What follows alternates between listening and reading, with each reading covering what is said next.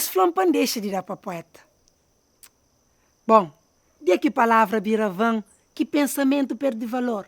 Dia que não bira assim, que certo bira errado, que ele ela assim, não tá para de escrever, não tá para de expressa, não tá fulenha folgo para lá, porque já que a pena vive, porque para mim, vida é uma poesia.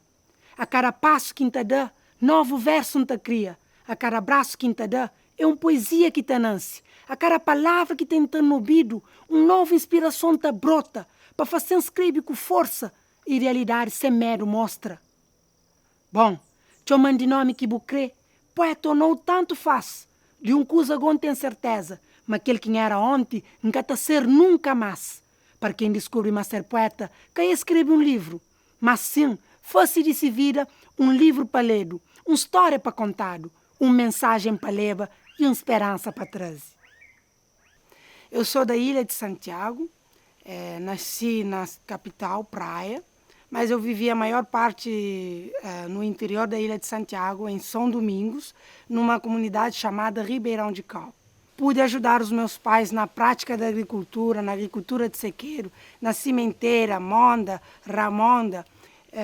Lá eu pude viver as maiores aventuras, conhecer o povo do interior, como é que é a luta daquele agricultor que depende da terra para encontrar sustento para sua família.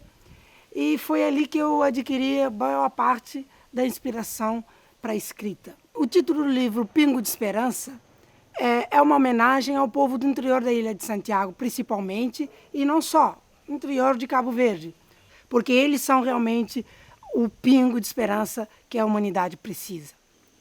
Pingo de esperança, em português, significa pingo de esperança. Então dá para ver que o crioulo cabo-verdiano ele é muito próximo do português. Pingo de esperança significa ter esperança, um pouco de esperança, uma gota de esperança.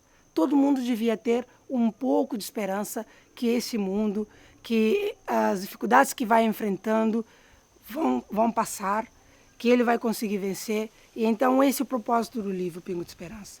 Levar esperança a todos que acreditam que a partir da esperança você consegue fazer transformações no mundo.